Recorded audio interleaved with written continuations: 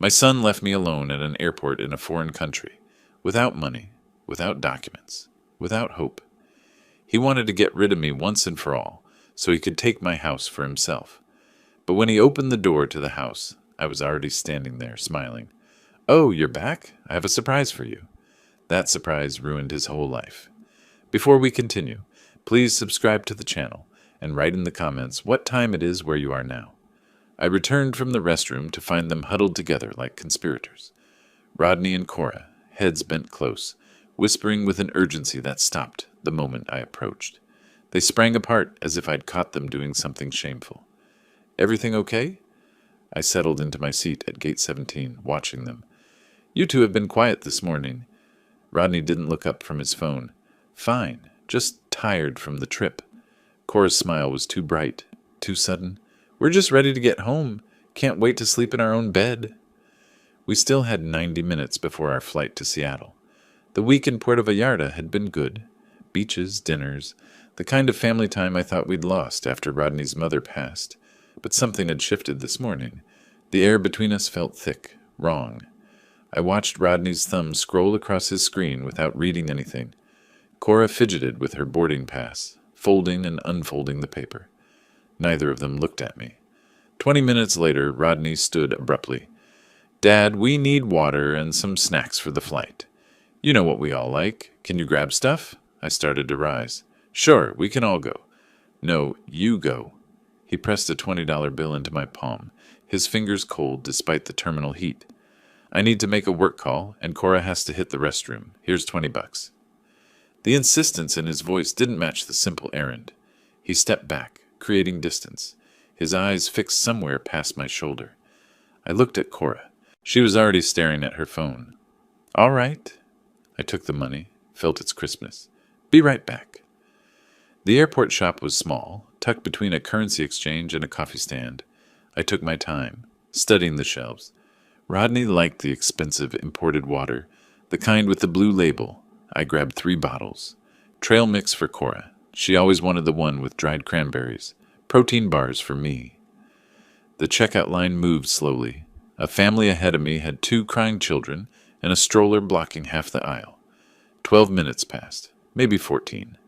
I rounded the corner back to gate 17 with the plastic bag in hand. The seats were empty.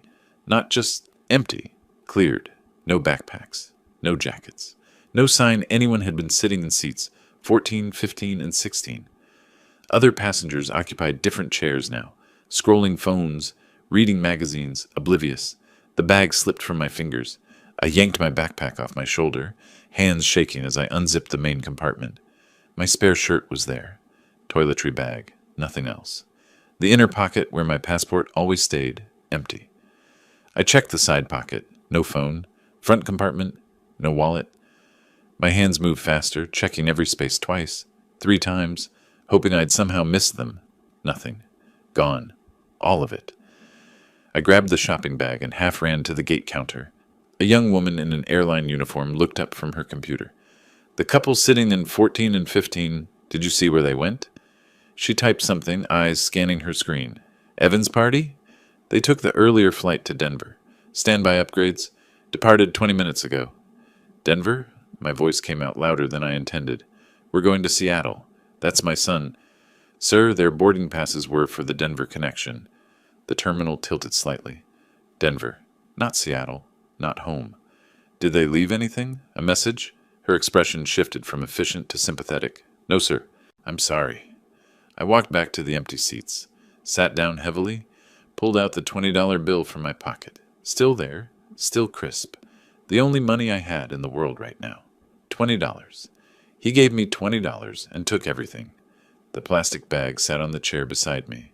3 bottles of water, including the expensive one Rodney preferred. Trail mix, protein bars. I'd spent $12 being thoughtful. $8 remained. I stood, legs unsteady, and made my way to airport security. The officer behind the desk had kind eyes and a tired face. My son took my passport. The words sounded absurd, spoken aloud. My phone, my wallet, everything. He just left me here. "Do you have any identification? Any way to prove who you are?" "I have nothing. $20 and a bag of water bottles." She wrote something on a form, asked questions I answered mechanically. Names, addresses, flight numbers. She gave me a case number, suggested I contact the U.S. Consular Agency downtown. Her sympathy was genuine, but couldn't change the facts. I walked away from her office, forms in hand that meant nothing without identification. The terminal stretched ahead. Shops, restaurants, gates full of travelers with phones and wallets, and futures planned beyond the next hour. I passed a family boarding their flight, parents shepherding children, everyone accounted for, everyone belonging somewhere. My reflection in the massive windows showed a man alone. The backpack hung empty from one shoulder. The plastic bag dangled from my other hand. Behind my reflection, planes took off, rising into cloudless blue sky, their engines roaring promises of destinations and arrivals. One of them carried my son. I stood there, watching them climb and disappear, as something hard and cold settled in my chest, where trust used to live. The terminal sounds faded. Announcements, rolling luggage, conversation. All I heard was silence and the question I couldn't answer. Why? I took a breath. Another. The shock lifted slowly, like fog revealing terrain beneath. Stranded, yes. Helpless, no. The businessman in me, dormant these past years since retirement, woke up. First, identification. Second, money. Third, home. I created a mental checklist the way I used to before board meetings. The information desk directed me to the U.S. Consular Agency. I walked there 20 minutes through streets where tourists haggled over silver jewelry and locals sold fruit from carts. The office was small, efficient, American flag on the wall, photos of the president. A woman at the desk looked up as I entered. "Tell me what happened, Mr. Evans. Start from the beginning." Her name was Patricia Henderson. I sat across from her and explained it all. The vacation, the airport, the empty seats. My son left me at the airport, took my passport, my phone, my wallet, everything.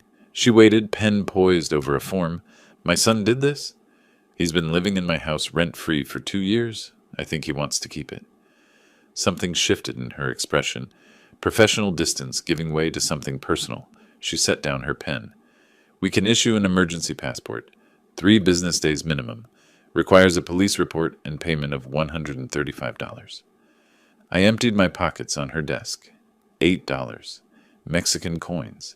A breakfast receipt from 3 days ago. The $20 bill. Patricia excused herself, returned 10 minutes later with paperwork and news. Payment deferred until I reached home. Emergency assistance fund would help with immediate needs. I'd pay it back. She could see that, she said. 28 years doing this job taught her to recognize who would and wouldn't. "You're not broken," she said, sliding forms across the desk. "You're angry. Angry people find their way home." Outside the consular office, I sat on a bench, forms in hand. A woman approached. Maria, from the airport information desk. I recognized her face. "You have family to call? Friends?" My son was my family. I have neighbors, but no way to reach them. She nodded slowly.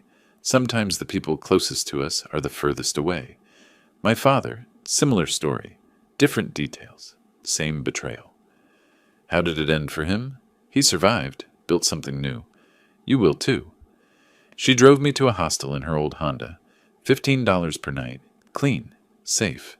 She refused the $2 I offered for gas. Her father had been abandoned once too, she said.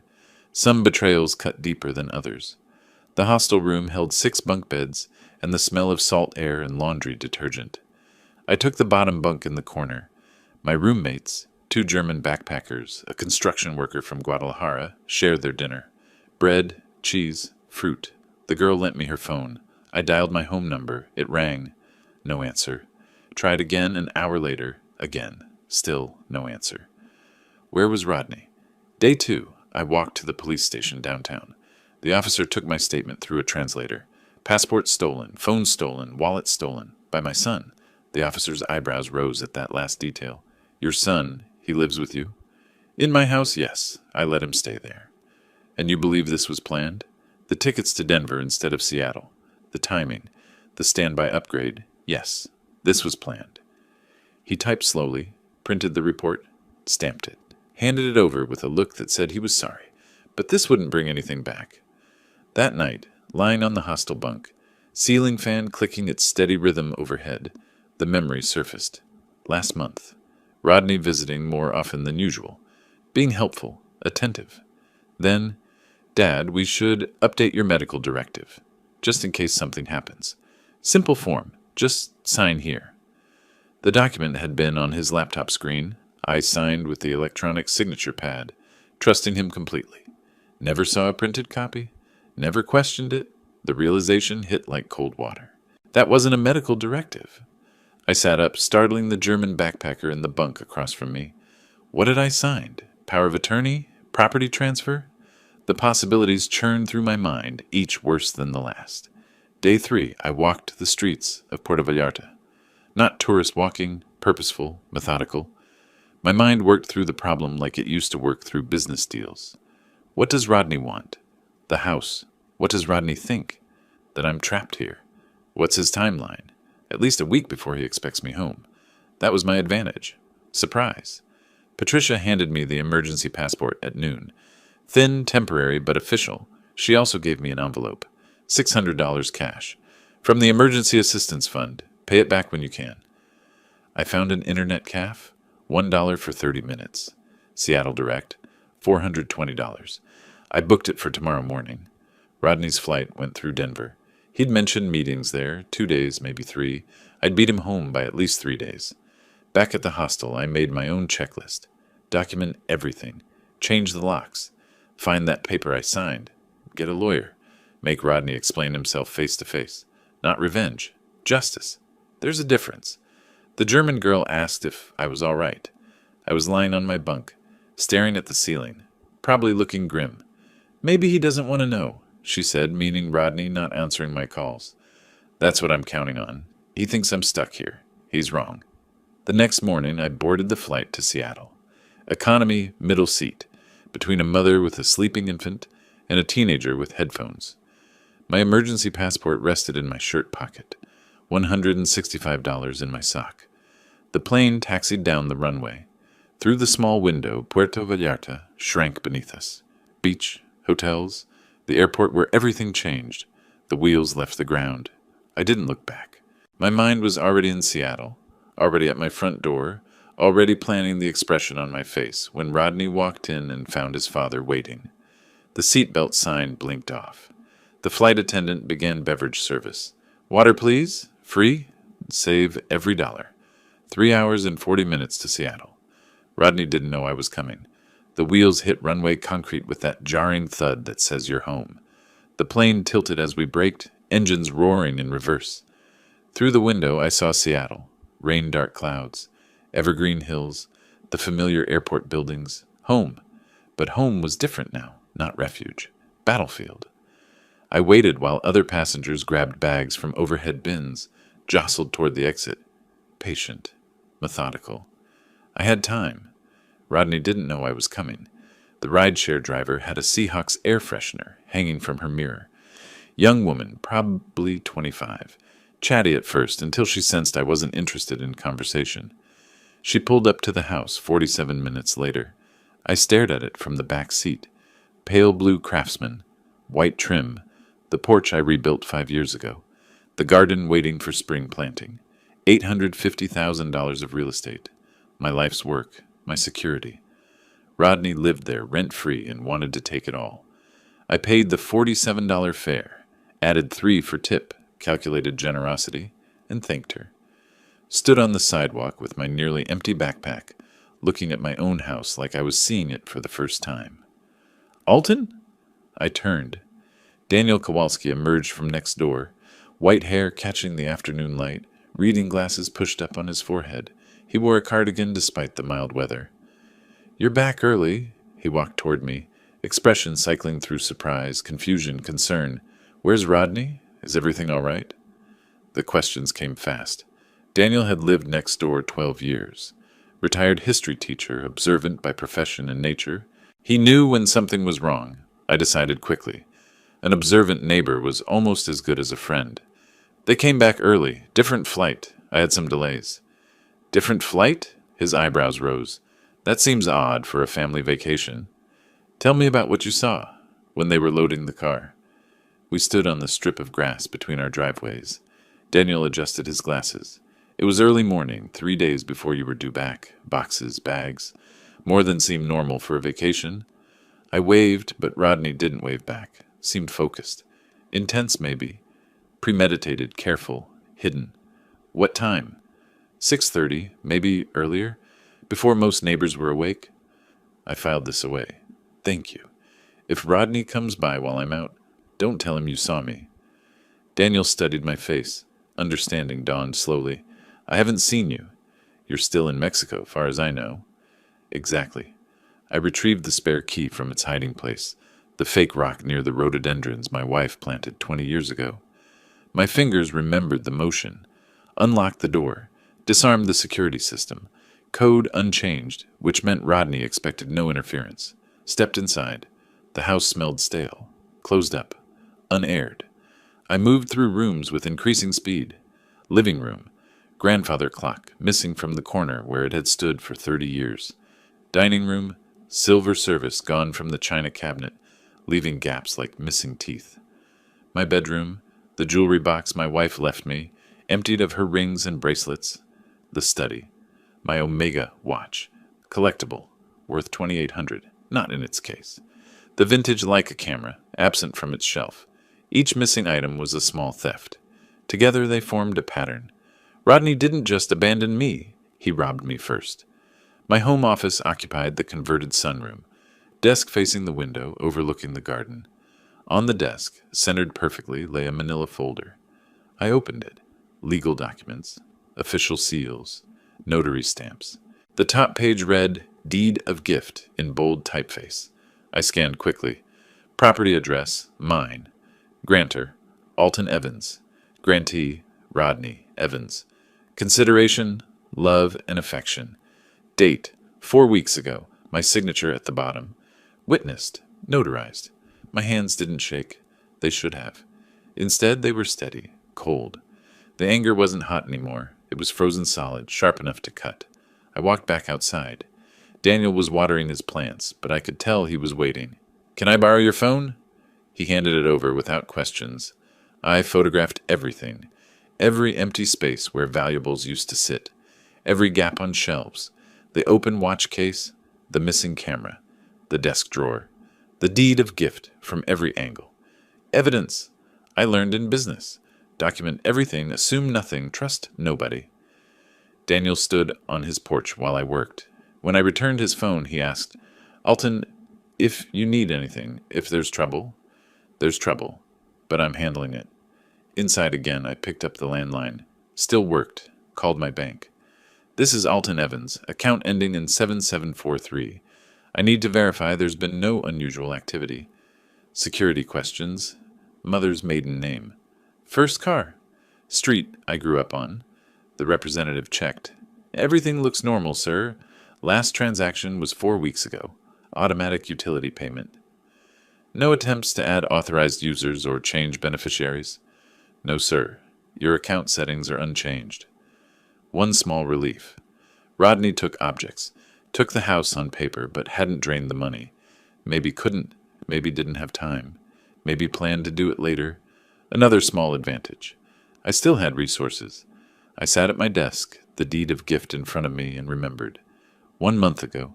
Tuesday. Rodney brought lunch. Sandwiches from the deli I liked. We ate, talked, laughed about nothing important. Then, Dad, I updated some documents for you. Medical power of attorney, living will, that stuff. You should review and sign, just to be current. His laptop was already open. Document on screen. Signature pad connected. I signed electronically. Trusting. Never saw a printed copy. Never questioned what it actually said. That Tuesday. That sandwich. That signature. That's when I lost everything. I stood alone in my living room as darkness gathered outside. Spoke to the empty house. You thought I'd be stranded. You thought I'd be gone long enough for you to establish possession. My reflection stared back from the darkened window. You thought wrong. Morning light came through the east kitchen window, cutting across the table where I sat with instant coffee in a chipped mug. The list I'd made the night before lay in front of me. Items crossed off, new ones added. Priorities circled twice. Top of the list. Lawyer. I'd spent the previous evening on Daniel's borrowed laptop. Searching. 3 real estate attorneys downtown, all experienced in property disputes. Margaret Chen's name appeared most often in successful case outcomes. At 8 o'clock exactly, I dialed her office. A receptionist answered, professional and practiced. I asked for a consultation, said it was urgent. She began offering dates next week. My son stole my house. I have the document. I need help today. Silence on the line. Then, hold please. 30 seconds passed. A different voice came on. This is Margaret Chen. Tell me what happened. I gave her the condensed version, hitting key facts. She asked 3 questions. Is the document notarized? Yes. Is your signature genuine? Yes. Did you know what you were signing? No. Come in at 11. Bring the document and any identification you have. I prepared for the meeting like a business presentation. Gathered everything, the deed of gift, emergency passport, bank statements, photos of stolen items, Daniel's written statement about seeing Rodney load cargo, organized chronologically in a manila folder, dressed carefully, pressed shirt, slacks, jacket. Appearance mattered. People judged credibility by presentation. Her office was downtown, 20th floor, corner view of Puget Sound. Margaret Chen was smaller than I expected, maybe 5'3", precise in movement and speech. Gray-streaked black hair pulled back severely. The office smelled like paper and printer toner.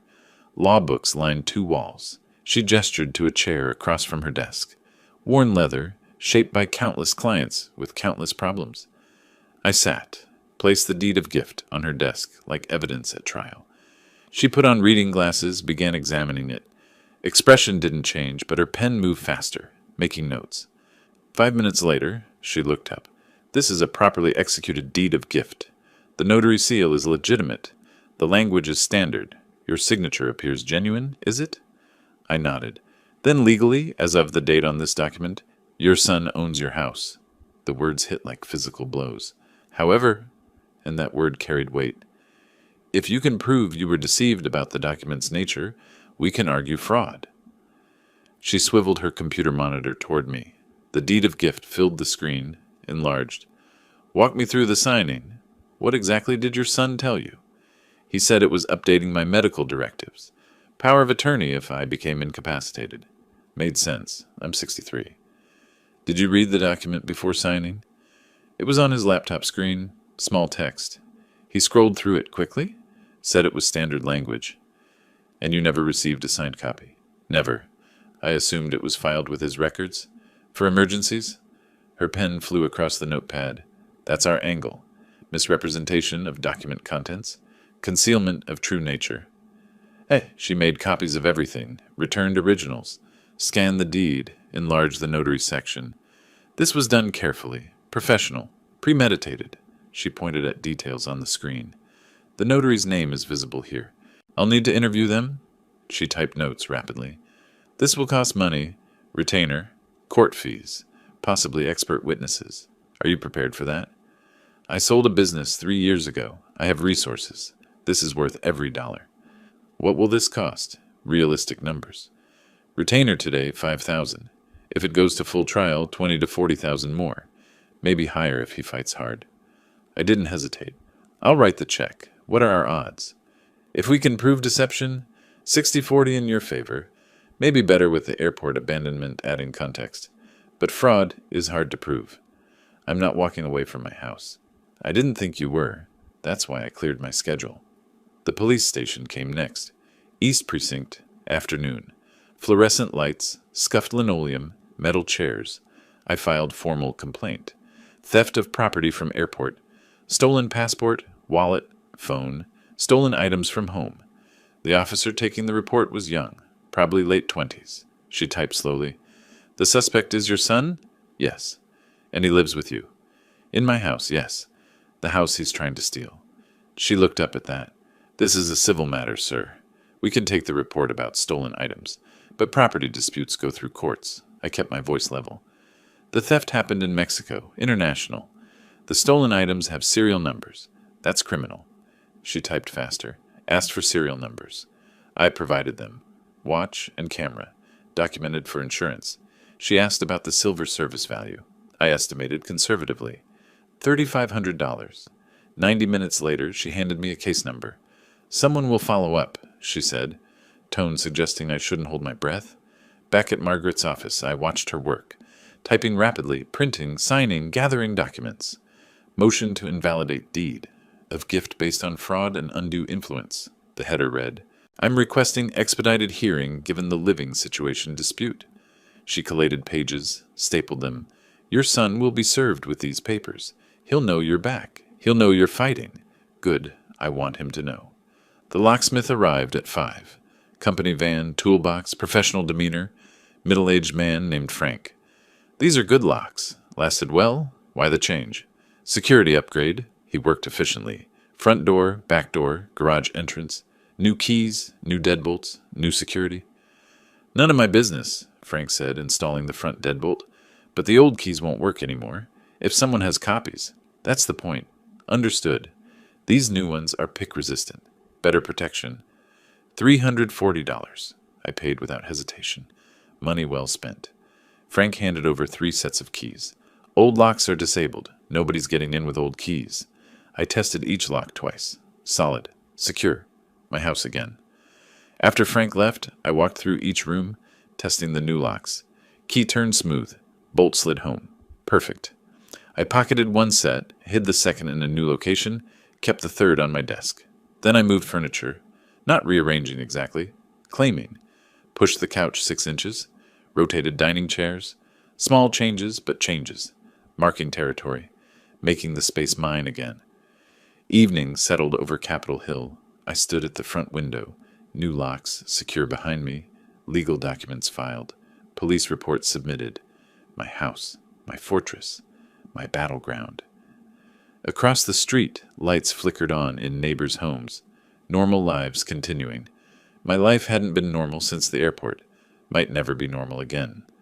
The new phone I'd bought sat silent on the coffee table. No calls. Rodney didn't know this number.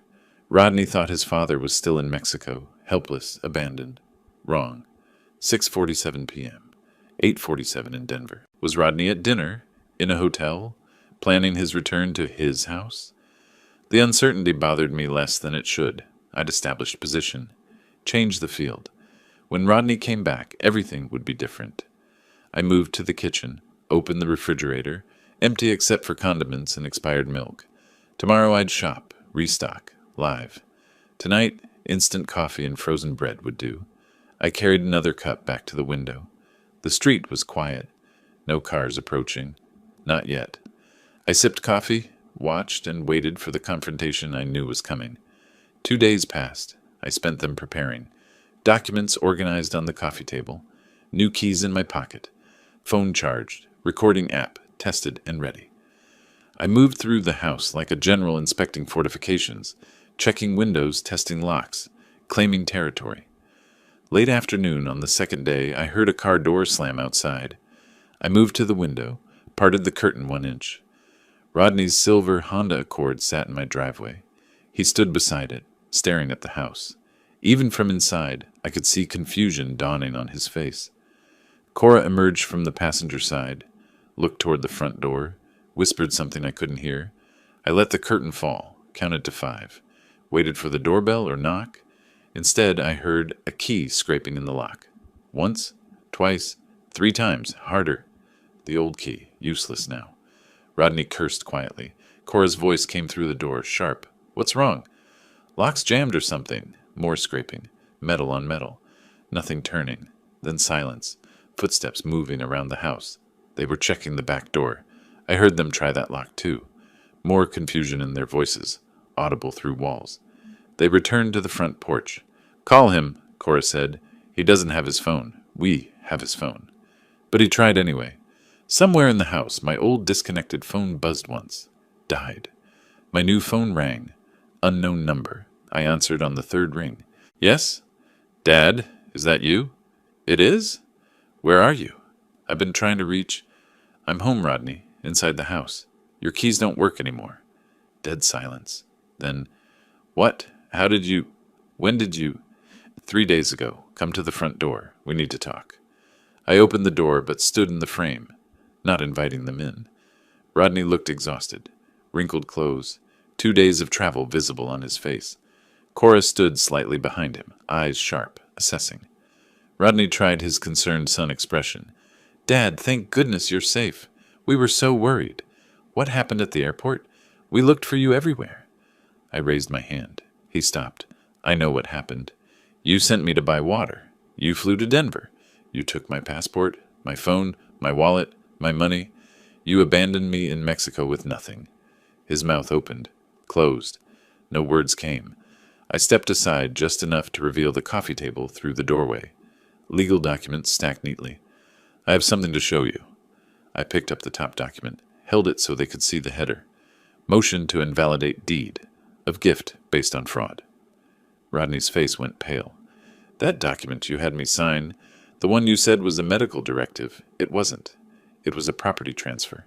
You stole my house on paper before you abandoned me in another country." Cora's hand gripped Rodney's arm. Her voice came out ice cold. "We need a lawyer." Rodney recovered. His voice hardened. "That deed is legal. My lawyer already reviewed it. Your signature, properly notarized, legally binding. This house is mine. You're the one trespassing." He pulled out his phone. "I'm calling the police for unlawful occupation." I didn't flinch. "Go ahead. Seattle Police East Precinct already has my report. Case number 774821. Theft in Puerto Vallarta Airport. Stolen items from this house before the trip. Collectible watch, vintage camera, silver service. Your neighbor saw you loading boxes." His finger hovered over the phone. "Didn't dial." "You reported me." "I reported theft, criminal acts. The police have your name, your description, your flight information. Call them. See what happens." I pulled out my own phone, showed the screen. Red recording dot visible. "This conversation is being recorded. Washington is a two-party consent state, and I'm informing you now. Everything you say from this point is documented." Rodney's phone lowered. Cora tugged his arm, whispered something urgent. "This isn't over," Rodney said. "No, it's not. But it's not going the way you planned." They walked backward off the porch, down the steps, toward their car. Rodney kept looking back, at the house, at me, at what he thought he'd claimed. I stood in the doorway until they were in the car, until they were backing down the driveway, until they were gone. Then I closed the door. The new lock clicked solidly. I leaned against it, breathing slow and steady. First round, mine. Through the window, I watched their car disappear.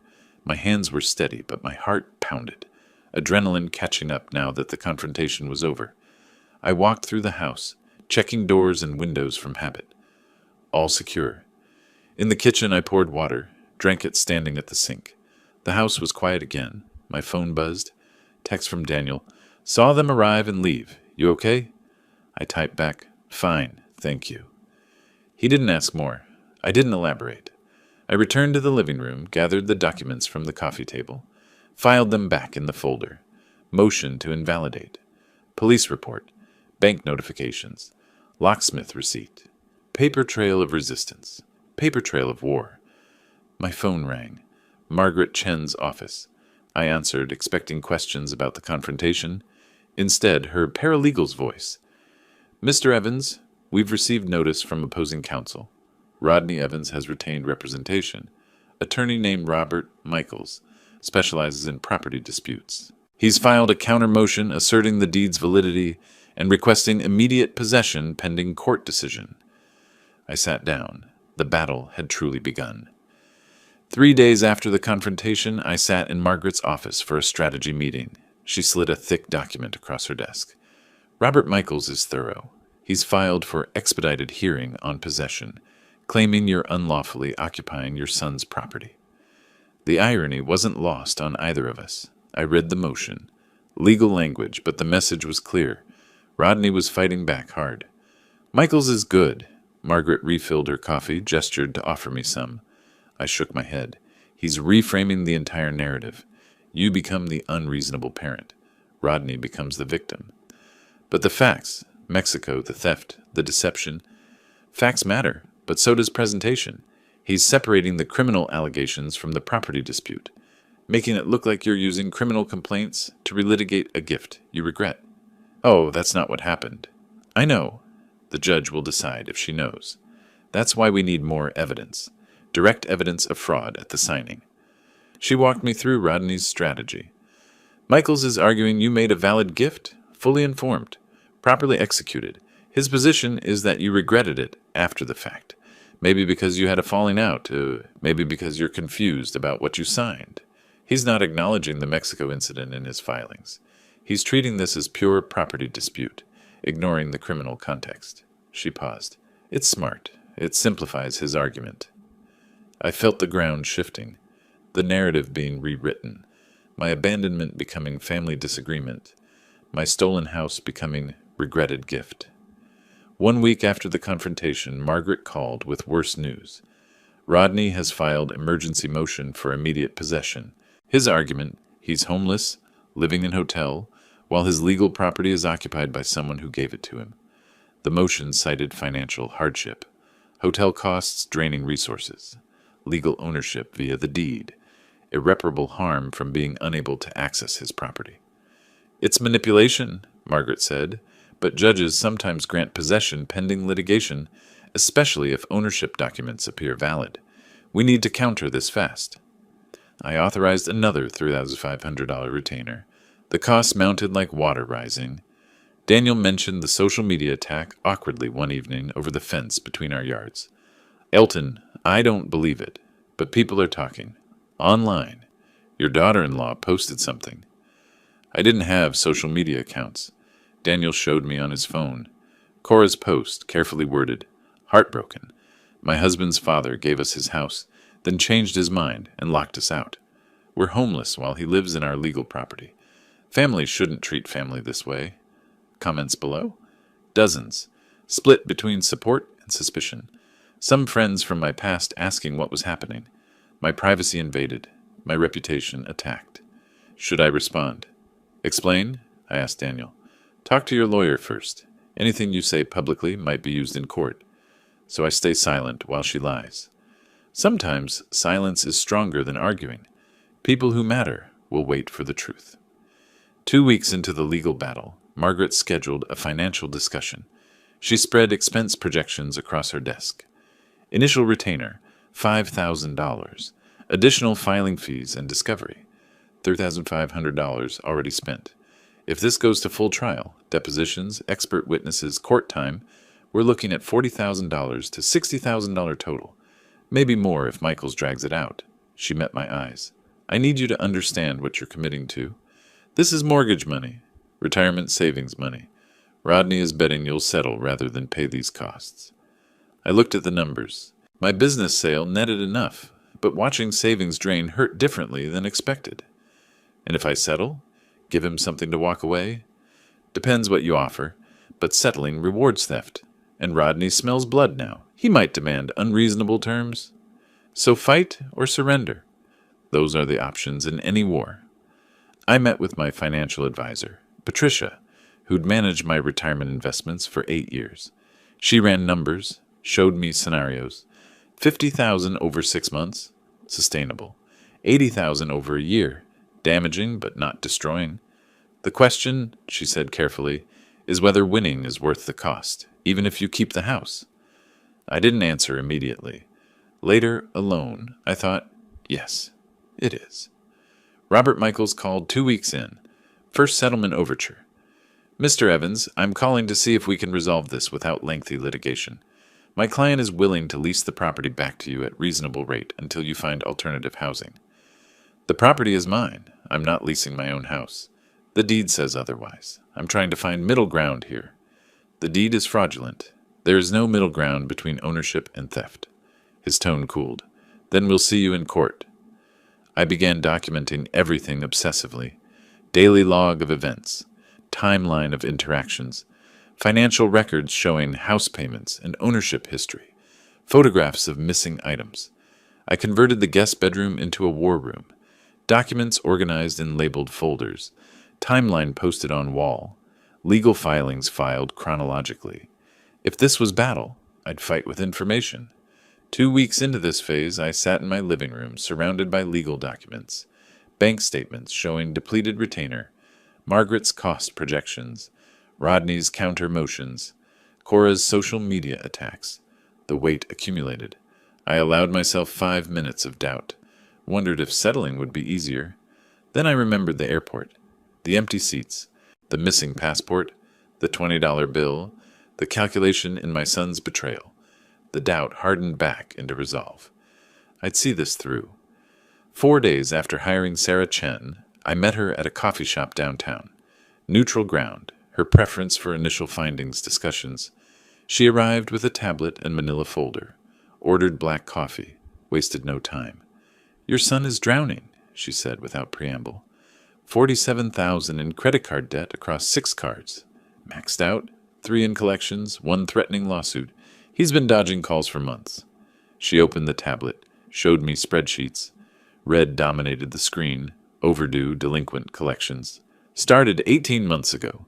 Lifestyle inflation, expensive dinners, designer purchases, vacations Cora posted about last year.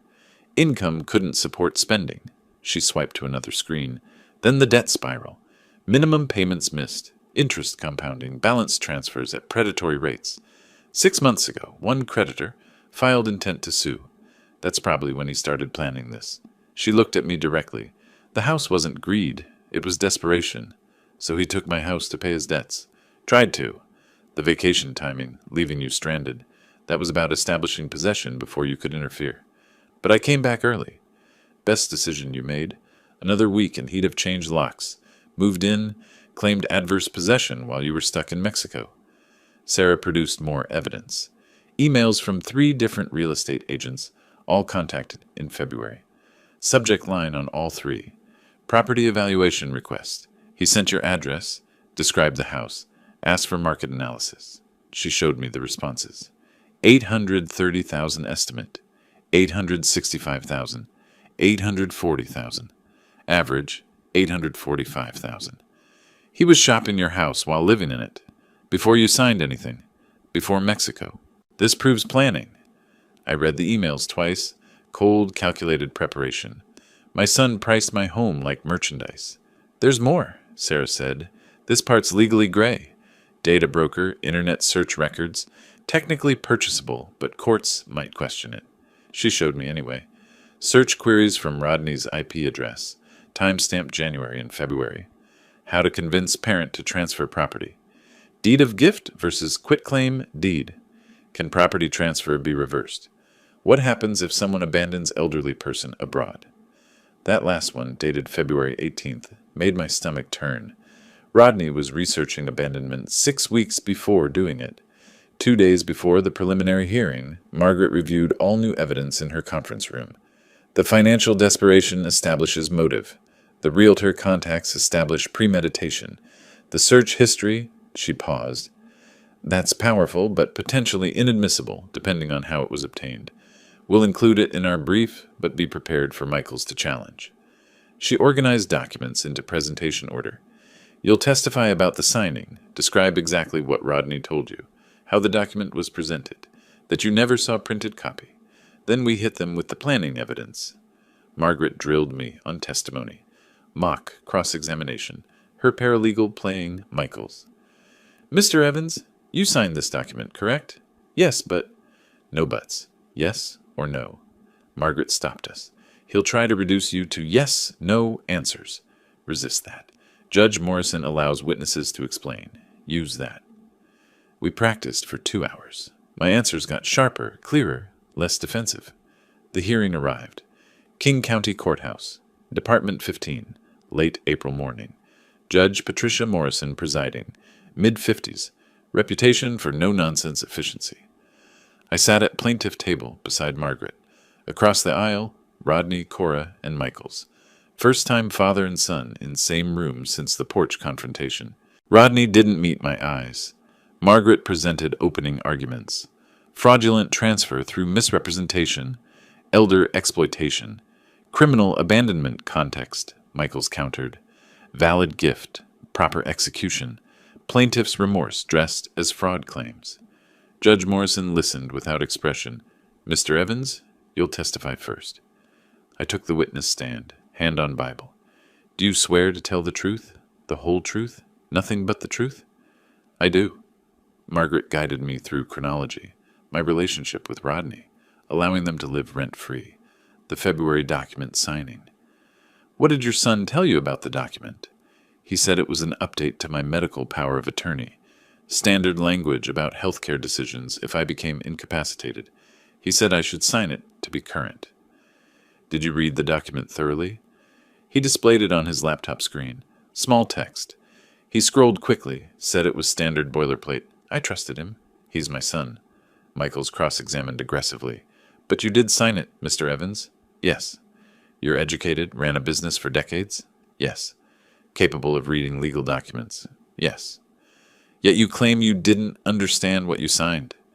I didn't flinch. I understood it was presented as a medical directive. I didn't know it was actually a property transfer until I found the recorded deed weeks later. Michaels pivoted. Isn't it true you had a disagreement with your son after this trip? There was no disagreement. There was abandonment and theft. Judge Morrison. Answer the question as asked, Mr. Evans. Margaret presented the investigation evidence. Financial records showing Rodney's debt. Emails to realtors. Timeline of planning. Michaels objected repeatedly. Relevance?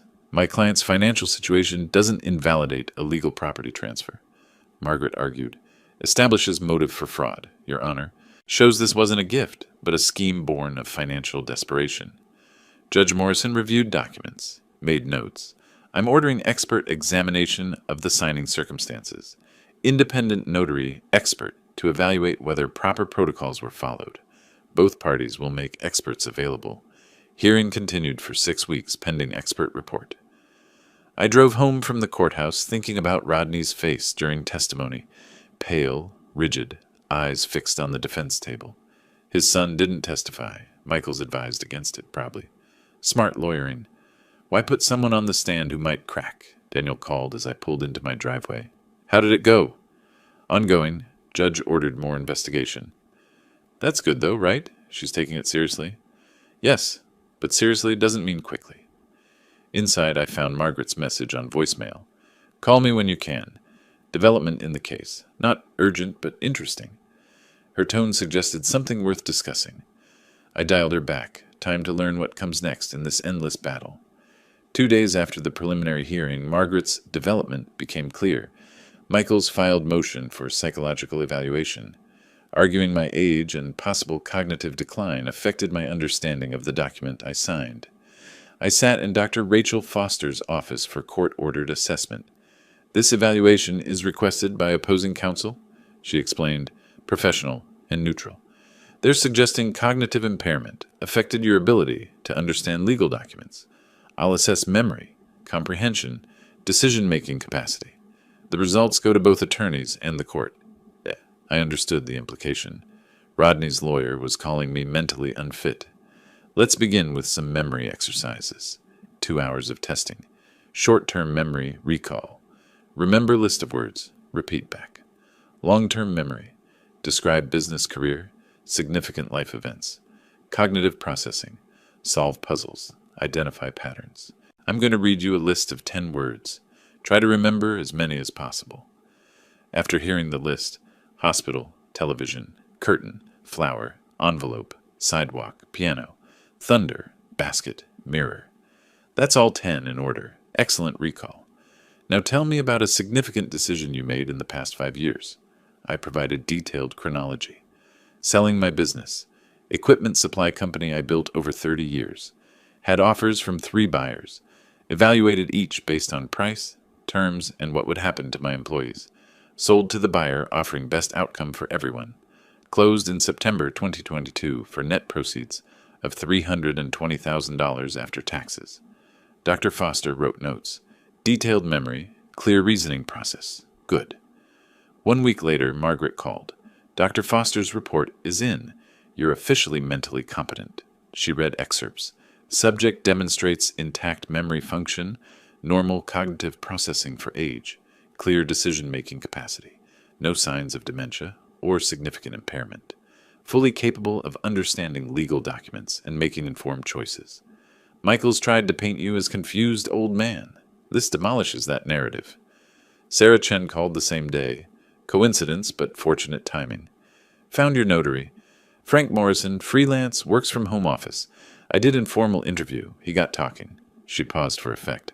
Rodney paid him $300 cash to notarize your signature at a Starbucks. Not his office. Not your home. A coffee shop. Frank admits he felt uncomfortable but needed the money. That's a violation of notary protocols. Margaret and I met Frank Morrison 3 days later at his small office in Ballard. Frank was nervous. Mid-40s, thinning hair, apologetic demeanor. I shouldn't have done it that way. Professional notaries should work from proper office, verify circumstances. But Rodney said his father was too ill to come to my office, had mobility issues. Could I meet them at a convenient location? Paid cash up front. I needed the work. He shifted uncomfortably. When I got there, you seemed perfectly healthy. Walked in fine, ordered your own coffee. I wondered about the story, but Rodney rushed everything. My dad has appointment after this. We're short on time. I notarized quickly. Felt wrong. Margaret prepared his statement with legal precision. I, Frank Morrison, licensed notary public in Washington State, hereby attest that. The statement detailed the Starbucks meeting, the cash payment, Rodney's rushed insistence, the procedural irregularities. You understand this likely ends your notary business? Margaret asked. Frank nodded. I understand. But what I did was wrong. I should have refused. One evening, Daniel knocked on my door.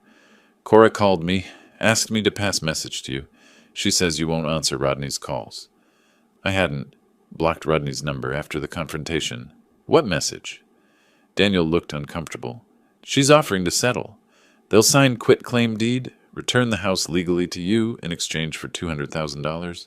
One-time payment. They walk away. Case ends. $200,000, quarter of the house's value. She said to think about it. Consider the legal costs you're facing. This ends it now. My answer was immediate. No. Tell her no. I discussed it with Margaret the next morning. She was unsurprised. They're seeing the evidence accumulate. Psychological report, notary statement, financial desperation, premeditation proof. Cora's smart enough to know they're losing. $200,000 is her exit strategy. She met my eyes. But if we win fully, you get your house free and clear. If you settle, you pay them a fortune for stealing from you. We're not settling. I'm not paying ransom for my own property. Sarah delivered her final investigation report. Comprehensive document summarizing everything. Cost $2,000, but worth every cent. Margaret filed it as supplemental evidence. This is devastating to their case. 3 weeks passed in tense preparation. Margaret filed all new evidence with court. Michaels filed counter-arguments. The legal battle became paper war. I was into the case for $17,000 now.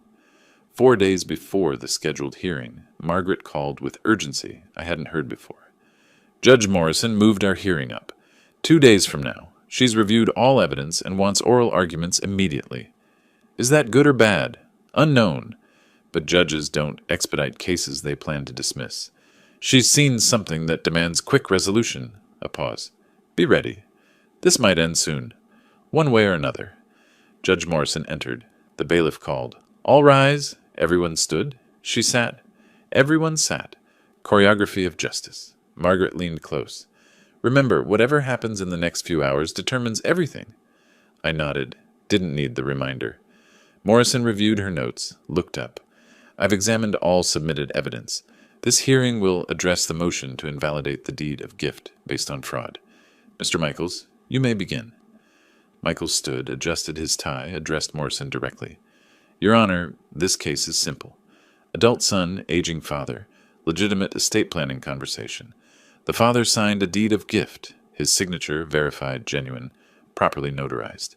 Now, months later, after a family disagreement, he claims fraud. He gestured dismissively toward Margaret's evidence stack. Financial difficulties don't prove fraud. Pre-planning doesn't prove fraud. Family conflict doesn't prove fraud. The deed stands on its legal merit. He sat down. Confident. Too confident. Margaret rose, picked up Frank Morrison's statement. Your Honor, the notary's sworn statement details procedural violations that invalidate the notarization. The signing occurred at a Starbucks, not proper office.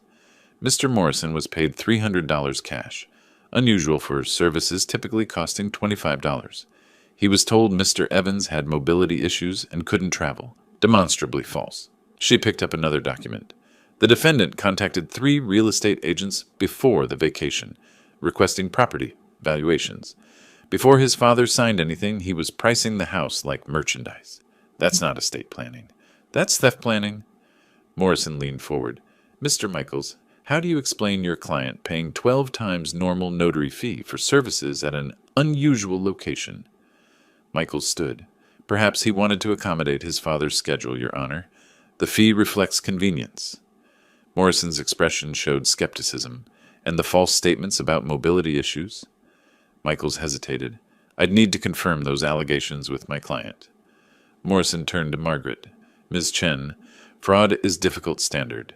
Preponderance of evidence requires showing Mr. Evans was actively deceived about document contents. Can you meet that burden? Margaret nodded. The notary will testify Mr. Evans was never told the document's true nature. The defendant rushed the process, controlled the presentation, never provided signed copy for review. Michaels called Rodney to the stand. Risky move, but necessary to counter my narrative. Under direct examination, Rodney maintained his story. I showed my father the document, explained it was transferring the house. He understood. He wanted me to have security. Margaret's cross-examination was surgical. You told the notary your father had mobility issues? I said he preferred not to travel that day. Did he have mobility issues?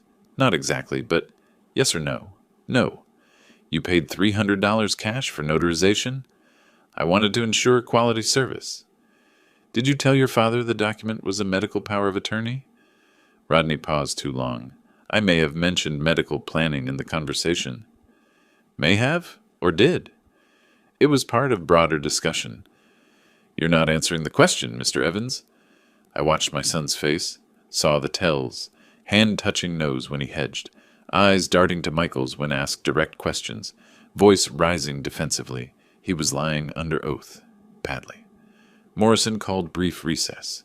Margaret received a phone call, requested permission to approach bench, spoke quietly with Morrison and Michaels, returned to me. Police executed search warrant on storage unit rented in Rodney's name. Found your watch, camera, silver service, everything you reported stolen. Validation and anger simultaneously. Physical proof. Criminal evidence. When court reconvened, Morrison addressed both parties. I've been informed that items allegedly stolen from plaintiff's home have been recovered from defendant's storage unit. This adds criminal dimension to civil case. Prosecution will receive full referral.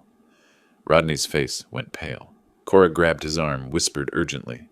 Michaels requested sidebar, argued briefly at bench. Morrison shook her head, gestured them back. Michaels returned, looking defeated, whispered to Rodney, who slumped in his chair. I knew that posture. The collapse of someone whose last hope just evaporated.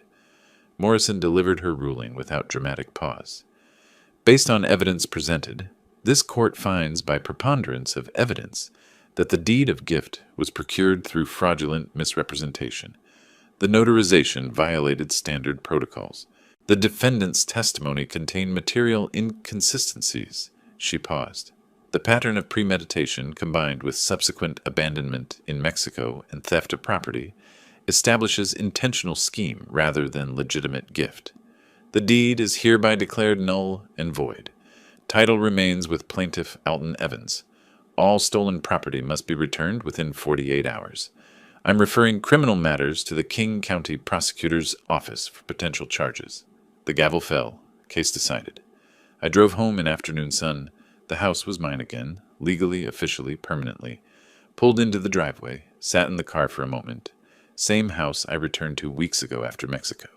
But different now. Vindicated. Protected. Mine.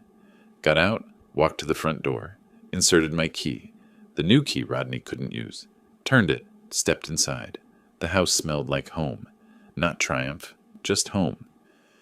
Through the window, I saw Daniel's porch light on. Walked over, knocked. Daniel opened, saw my face, understood immediately. You won. I won. We sat on his porch, drinking whiskey Daniel saves for special occasions. Talked about baseball, about his garden plans, about the neighborhood. Normal conversation.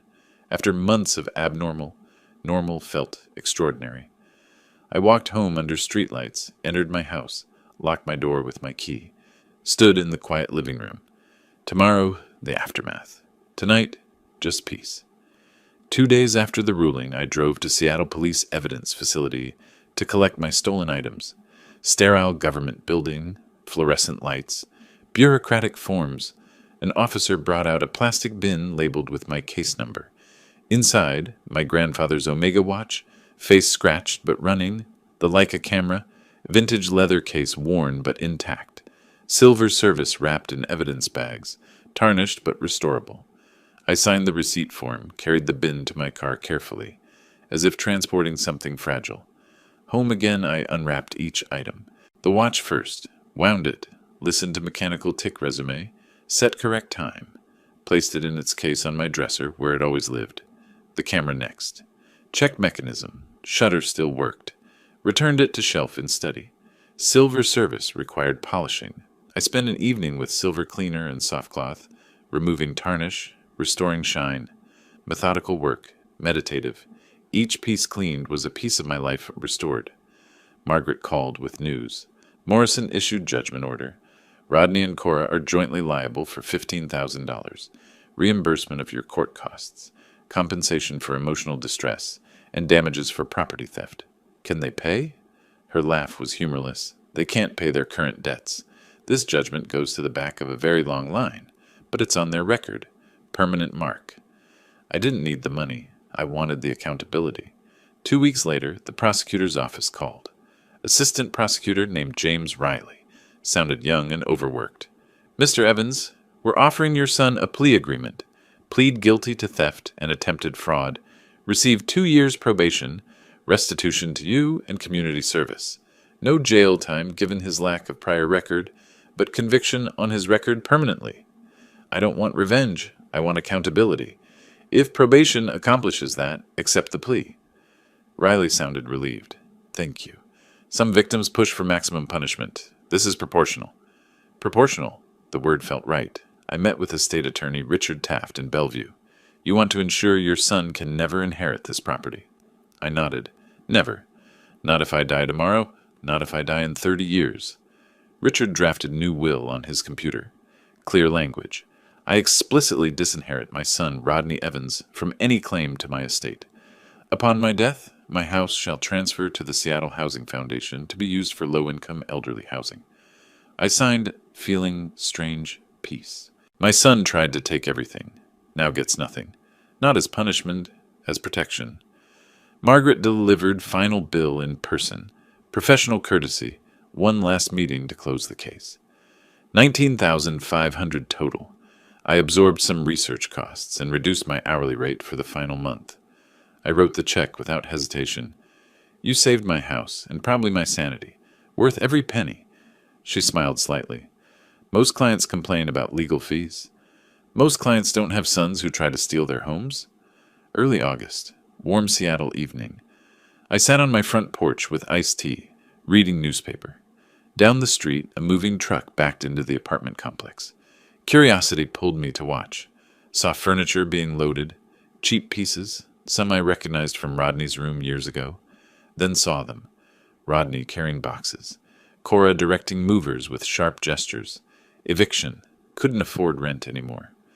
I stayed on my porch, partially hidden by rose bushes. Watched my son's life collapse into cardboard boxes and a rental truck. Rodney looked thinner, older, defeated. Loaded boxes mechanically, no energy. Cora got in the truck passenger seat, didn't help. Rodney climbed into driver's seat. Truck pulled away, gone. I sat in silence, processing what I witnessed. I won.